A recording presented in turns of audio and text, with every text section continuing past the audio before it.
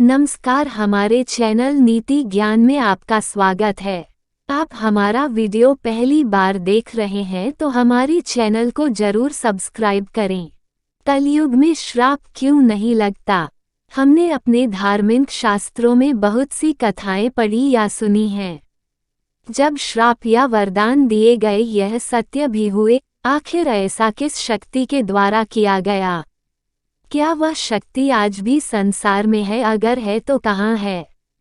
क्या यह शक्ति किसी भी इंसान के अंदर हो सकती है? यह तो हम सब जानते हैं कि जो कुछ होता है ईश्वर की मर्जी से होता है। हमारा धर्म हमें बताता है हम जब भी साधना, पूजा या अपने ईश्वर को याद करें तो संकल्प जरूर करें। संकल्प लिए बिना कोई भी पूजा पूर्ण नहीं मानी जाती। आखिर क्या है ऐसा संकल्प में? संकल्प ही वह शक्ति है जो इस पूरे संसार को ईश्वर के साथ जोड़ती है। संकल्प ही तो है जिससे किसी भी इंसान को श्राप या वरदान दिया जा सकता है। संकल्प की शक्ति को समझने के लिए हमें उससे जुड़े अन्य शक्तियों को समझना होगा।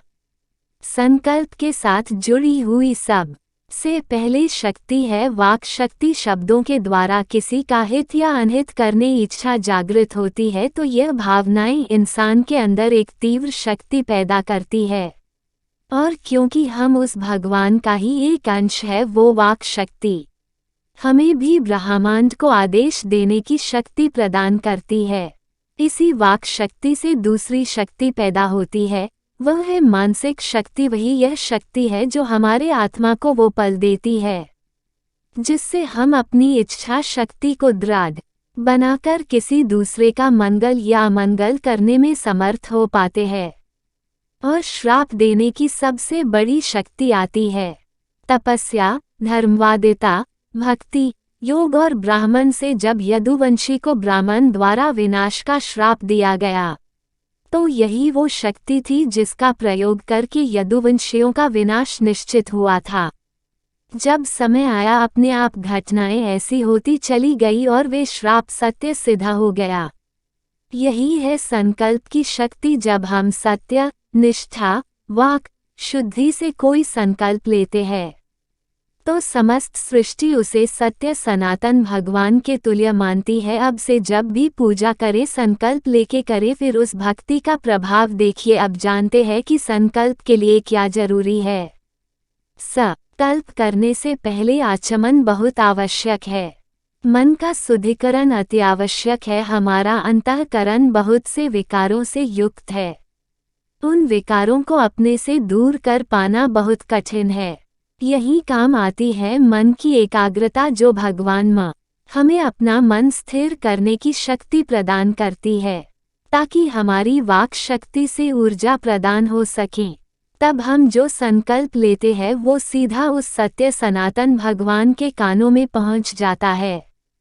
आप सभी ने दुर्गा सप्तशती पढ़ी होगी। क्या आपको पता है सप्तशती भगवान शिव द्वारा गीत है और दुर्गा सप्तशती पढ़ने से पहले उसका उत्कीर्तन करना बहुत ही आवश्यक है, अन्यथा उसका संपूर्ण फल नहीं मिलता।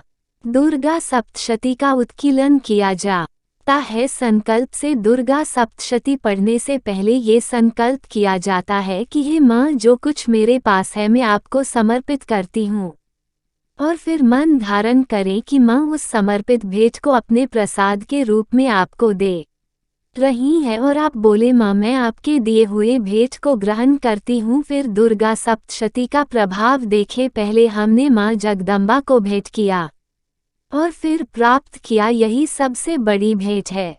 श्राप देने की, जब किस को श्राप दिया जाता है तो जो श्राप देता है उसकी तपस्या और योग शक्ति और पुण्य का क्षय होता है, क्योंकि इसी शक्ति का प्रयोग करके श्राप को संचालित किया जाता है।